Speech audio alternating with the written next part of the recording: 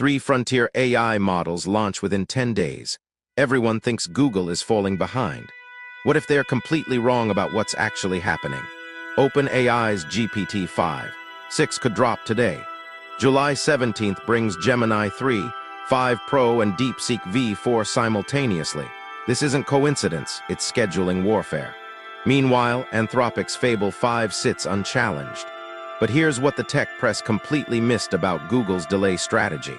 Gemini 3, 5 Pro wasn't delayed because Google panicked. It was delayed because DeepMind made a radical choice: rebuild the entire foundation model instead of iterating. They scrapped the aging 5 Pro base entirely, fresh pre-training from the ground up, not a patch, a complete rebuild of the foundational architecture. The improvements target mathematical reasoning, SVG generation, UI design, and code output. Early leaks show noticeably cleaner, tighter results than before.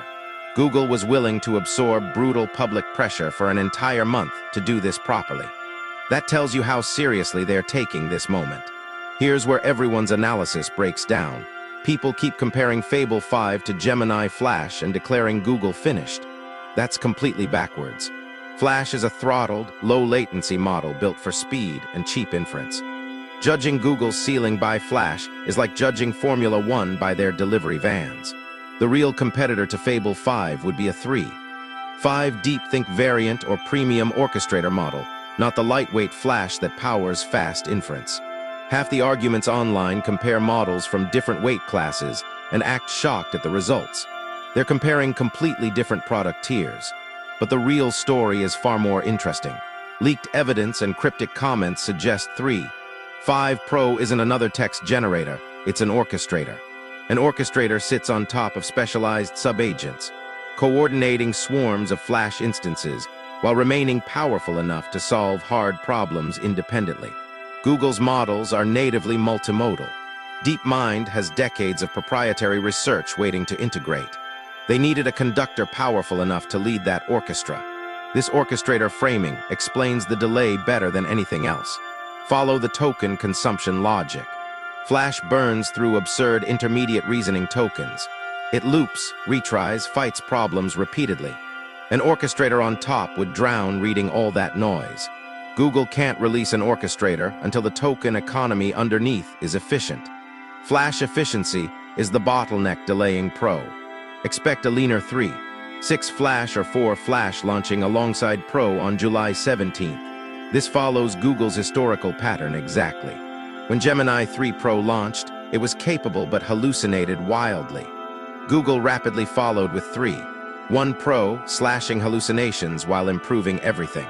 Same playbook, different layer. Fast, aggressive launch, then rapid refinement.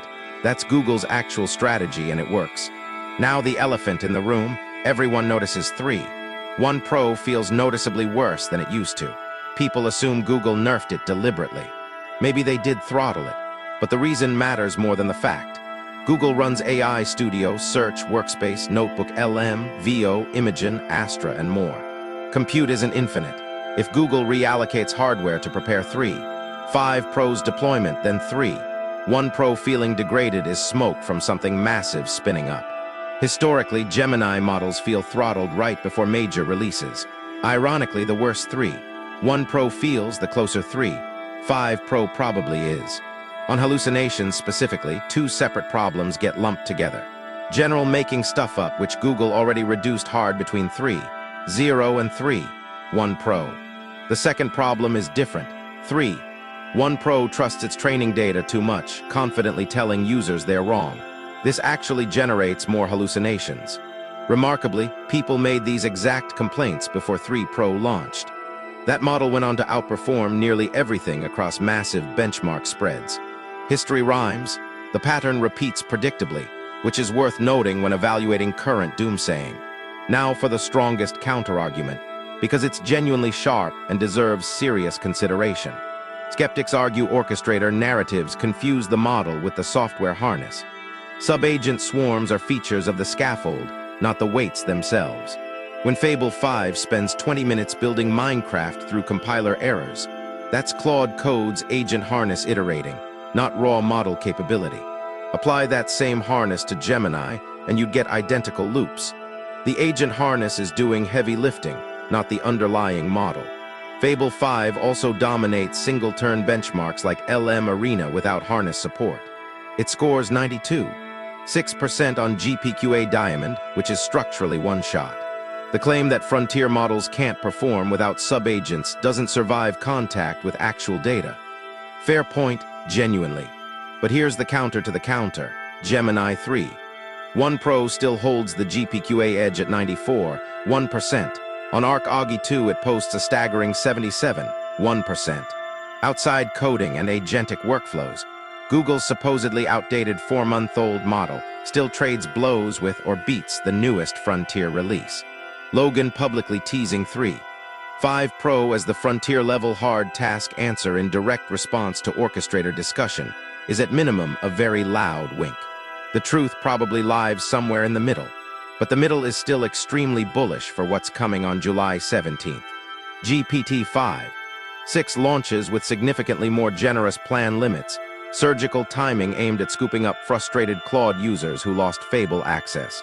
OpenAI rolls out aggressive safety measures tied to government collaboration. But insiders say safeguards won't match Fable's strictness.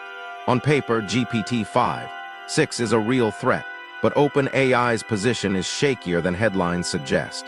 Microsoft relationship soured badly. OpenAI pushed out of GitHub and Copilot integrations. Apple and Samsung situations went sideways.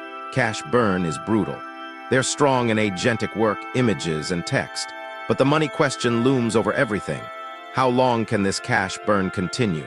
Google, by contrast, shows no panic, no leak floods, no code red energy, barely visible reaction to Fable 5 launch.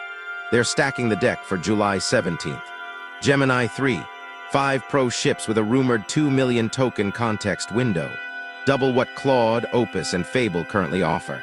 Massive for large code bases. Alongside it launches Nano Banana Pro, new image generation model built on 3.5 Pro base, aimed directly at dethroning GPT Image 2. Then there's the generosity angle that people constantly sleep on. Run the numbers on actual value delivered to end users. You get roughly 45 messages with 3.1 Pro in AI Studio. Stack the consumer app on top and you're at 90 messages total. Add anti-gravity access, where power users report never brushing against 5-hour limits, plus joules and everything else Google provides. The effective usage you squeeze from Google's ecosystem absolutely embarrasses competitors before touching flash models or multi-account access spreads. While OpenAI and Anthropic Titan plan limits pushing users toward pricier tiers, Google practically hands out compute. Google's business model doesn't need every token turning profit. AI is a feature woven into a dozen products with 1 billion users each, not the product itself. That structural difference lets Google outlast rivals burning cash on every query. Compute economics work completely differently when you own the distribution. One genuinely dark cloud remains, the talent drain. Losing minds like Noam Shazier and Sissy Zio to OpenAI stings. But DeepMind remains one of the deepest research benches on Earth. Nothing about Google's current posture screams fear or desperation. Here's my honest read. Either 3.5 Pro matches Fable across most areas while beating it in several, or it clears it completely. The delay for new pre-training, flash efficiency work, orchestrator signals, historical pattern of aggressive launch, then rapid refinement. Everything points toward playing the long game. Or Google completely fumbles on the biggest stage imaginable. July 17th arrives in 10 days and counting. We'll know the actual answer very soon. Thanks for watching. See you on the 17th, and I'll catch you in the next one. Don't forget to subscribe and turn on notifications to stay informed of the latest videos.